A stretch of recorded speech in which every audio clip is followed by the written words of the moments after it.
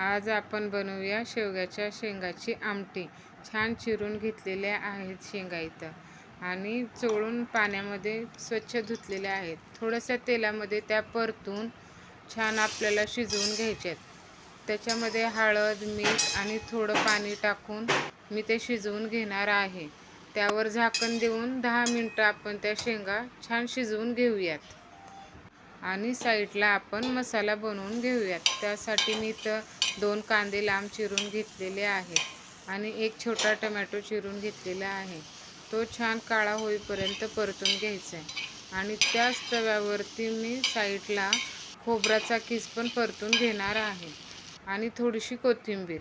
ते सगळं छान परतून आपण मिक्सरला छान एकजीव बारीक वाटून घेऊयात आणि कढईमध्ये 1 पळी तेल टाकून आले लसूण पेस्ट टाकूयात आणि ते मिश्रण वाटलेलं त्याच्यामध्ये छान तेल सुटेपर्यंत परतून घेऊयात। इथं शेंगा पण छान उकडलेल्या आहेत, मस्त एकदम मऊ झालेल्या आहेत। हे मिश्रण वाटलेलं आपण तेलामध्ये पहिल्यांदा लसूण पेस्ट टाकायची 2 चमचे आणि नंतर हे वाटलेलं मिश्रण टाकायचं आहे।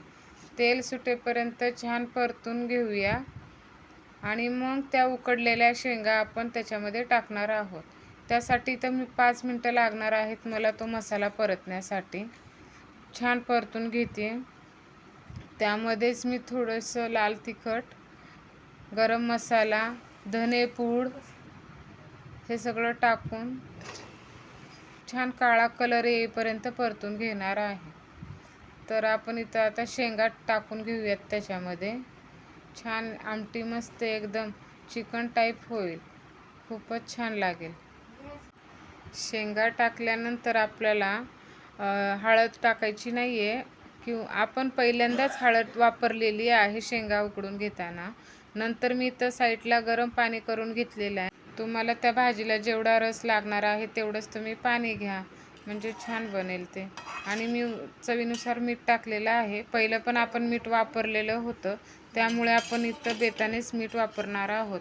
तर 10 मिनिटं उकळी आली ना, गॅस बंद करूया। इथं आपली भाजी मस्त तयार आहे।